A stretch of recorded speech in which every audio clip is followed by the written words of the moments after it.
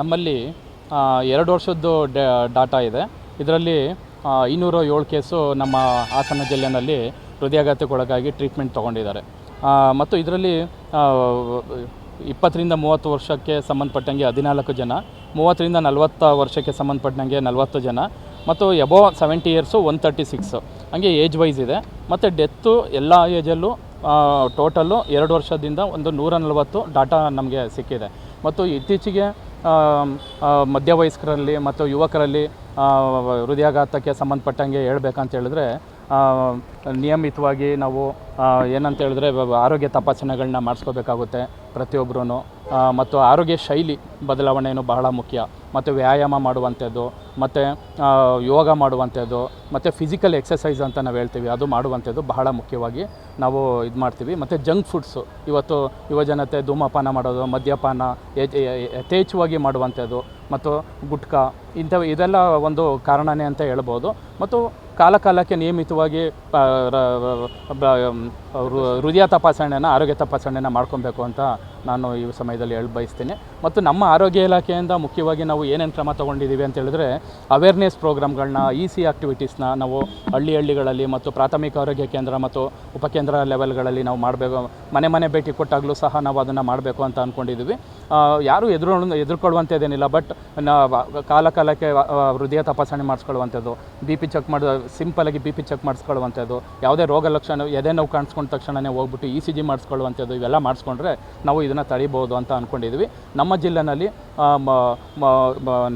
4 ಸಾರ್ವಜನಿಕ ಆಸ್ಪತ್ರೆಗಳಲ್ಲಿ ಸ್ಟೆಮಿ ಅಂತ ಹೇಳ್ತೀವಿ, ಅಂದರೆ ಡೈರೆಕ್ಟ್ ಅದು ನಮಗೆ ಜಯದೇವಗೆ ಒಂದು ಹಬ್ ಇದೆ, ಅಲ್ಲಿ ನಾವು ಅದನ್ನು ಕಳಿಸ್ತೀವಿ. ಯಾವುದೇ ಒಂದು ECG ಆದ ತಕ್ಷಣ ಅಲ್ಲಿಂದ ಡೈರೆಕ್ಷನ್ಸ್ ಬರುತ್ತೆ, ಇವರಿಗೆ ಏನಾಗಿದೆ, ಹೃದಯದಲ್ಲಿ ಪ್ರಾಬ್ಲಮ್ ಆಗಿದೆಯಾ ಏನು ಅಂದ್ಬಿಟ್ಟು ಅವರೇ ಅಲ್ಲಿ ಡೈರೆಕ್ಷನ್ ಕೊಟ್ಟು ನಾವು ಆಮೇಲೆ ಅದನ್ನು ಅಂಥ ರೋಗಿಗಳನ್ನ ನಾವು ಜಯದೇವ ಆಸ್ಪತ್ರೆಯಲ್ಲಿ ಚಿಕಿತ್ಸೆ ಕೊಡುವಂಥ ವ್ಯವಸ್ಥೆಗಳನ್ನ ನಾವು ಮಾಡ್ಕೊಂಡಿದ್ದೀವಿ. ಇನ್ನೂ 4 ಆಸ್ಪತ್ರೆಯಲ್ಲಿ ಸ್ಟೆಮಿ ಅನ್ನೋ ಒಂದು ಪ್ರೋಗ್ರಾಮ್ನ ನಾವು ಅಳವಡಿಸೋದಕ್ಕೆ ನಾನು ನಮ್ಮ ಆರೋಗ್ಯ ಇಲಾಖೆಗೆ ಪತ್ರ ವ್ಯವಹಾರ ಮಾಡಿದ್ದೀನಿ.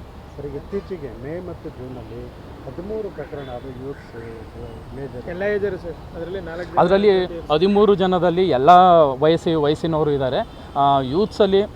ಯೂತ್ಸ್ ಅಂತ ಹೇಳಿದ್ರೆ ಅದೇ ಮಧ್ಯವಯಸ್ಕರು, 20 ರಿಂದ 30 ವಯಸ್ಸು ಅಥವಾ 40 ವಯಸ್ಸಿನಲ್ಲಿ ಒಂದಷ್ಟು ಹೃದಯಾಘಾತ ಪ್ರಕರಣಗಳು ಬೆಳಕಿಗೆ ಬಂದಿದೆ. ನಮ್ಮ ಆರೋಗ್ಯ ಇಲಾಖೆ ಜೊತೆಗೆ ಇವರು NGOಸ್ಗಳನ್ನೂ ಸಹ ನಾವು ಇನ್ಕ್ಲೂಡ್ ಮಾಡ್ಕೊಳ್ತಾ ಇದ್ದೀವಿ. ಮತ್ತು ನಿಮ್ಮ ಪತ್ರಿಕೆಗಳಲ್ಲೂ ಮತ್ತು ಇದ್ರ ಮುಖಾಂತರನೂ ಸಹ ಇದ್ರ ಬಗ್ಗೆ ಅವೇರ್ನೆಸ್ ಕೊಡಬೇಕು ಅಂತ ನಾನು ಕೇಳ್ಕೊಳ್ತಾ ಇದ್ದೇನೆ. ಮತ್ತು ಎಲ್ಲ ಥರ ಇದು ಏನಪ್ಪ ಅವೈಲಬಿಲಿಟಿ ಇದೆ ನಮ್ಮಲ್ಲಿ. ಡ್ರಗ್ಸೇ ಆಗಲಿ, ಮತ್ತು ಇವನ್ ನಾವು ಡಿಫಿಬ್ರಿಲೇಟ್ರು ನಾವು ಎಲ್ಲ ಆಂಬುಲೆನ್ಸಲ್ಲಿ ಅಳವಡಿಸ್ಬೇಕು ಅಂದ್ಬಿಟ್ಟು ನಾವು ಇವಾಗ ಆಲ್ರೆಡಿ ಪ್ಲ್ಯಾನ್ ಮಾಡ್ಕೊಂಡಿದ್ದೇವೆ. ಸಂಸದರ ನೇತೃತ್ವದಲ್ಲೂ ಸಹ ನಾವು IMSಸಲ್ಲಿ ಇದ್ರ ಬಗ್ಗೆ ಎಲ್ಲ ಫಿಸಿಷಿಯನ್ಗಳನ್ನೆಲ್ಲ ಕರೆಸ್ಬಿಟ್ಟು, ಮತ್ತು ನಮ್ಮ ಆಡಳಿತ ವೈದ್ಯಾಧಿಕಾರಿಗಳನ್ನ ಕರೆಸ್ಬಿಟ್ಟು ಇದ್ರ ಬಗ್ಗೆ ಚರ್ಚೆ ಮಾಡಿದ್ದೀವಿ. ಕಾಲೇಜ್ನಲ್ಲೂ ಸಹ ನಾವು ಇವಾಗ ಯುವಕರಿಗೆ ಮತ್ತು ಅಲ್ಲಿ ಯುವ ಪೀಳಿಗೆ ಇರುತ್ತೆ ಅಂಥವ್ರಿಗೆ ನಾವು ಅವೇರ್ನೆಸ್ ಪ್ರೋಗ್ರಾಮ್ನ ಮಾಡ್ಕೊಳ್ಳೋಕ್ಕೂ ಸಹ ನಾವು ತಯಾರಿ ಮಾಡ್ಕೊಂಡಿದ್ವಿ. ಇವಾಗ ಏನು ಮೆಸೇಜ್ ಹೇಳ್ತೀರಿ ಸರ್? ನಿಯಮಿತವಾಗಿ ಆರೋಗ್ಯ ತಪಾಸಣೆ ಮಾಡ್ಕೋಬೇಕು, ಮತ್ತು ಜಂಕ್ ಫುಡ್ನ ಬಿಡಬೇಕು, ಮತ್ತು ಆರೋಗ್ಯಕರ ಜೀವನ ಶೈಲಿನ ಅಳವಡಿಸ್ಕೋಬೇಕು ಅಂತ ಕೇಳ್ಕೊಳ್ತೀನಿ. ಅಂದರೆ ಬೆಳಗ್ಗೆ ಹೊತ್ತು ವ್ಯಾಯಾಮ ಮಾಡೋದು, ಮತ್ತು ಆ್ಯಕ್ಟಿವಿಟೀಸ್ನ ರೂಢಿಸ್ಕೋಬೇಕು, ಮತ್ತು ಜಾಸ್ತಿ ದೈಹಿಕ ಮತ್ತು ಮಾನಸಿಕ ಆರೋಗ್ಯನ ಕಾಪಾಡ್ಕೋಬೇಕು ಅಂತ ಈ ಮೂಲಕ ನಾನು ಕೇಳ್ಕೊತೀನಿ. ಮತ್ತು ಎಲ್ಲ ದುಶ್ಚಟಗಳು ಮೇಯ್ನ್ ಏನಿದೆ, ಸ್ಮೋಕಿಂಗು, ಮತ್ತು ಧೂಮಪಾನ ಮತ್ತು ಮದ್ಯಪಾನ ಮತ್ತು ಗುಟ್ಕಾ ಈ ಥರದ್ರಲ್ಲಿ ಒಂದು ಸ್ವಲ್ಪ ದೂರ ಇರಬೇಕು ಯುವಕರು ಅಂತ ನಾನು ಕೇಳ್ಕೊತೀನಿ.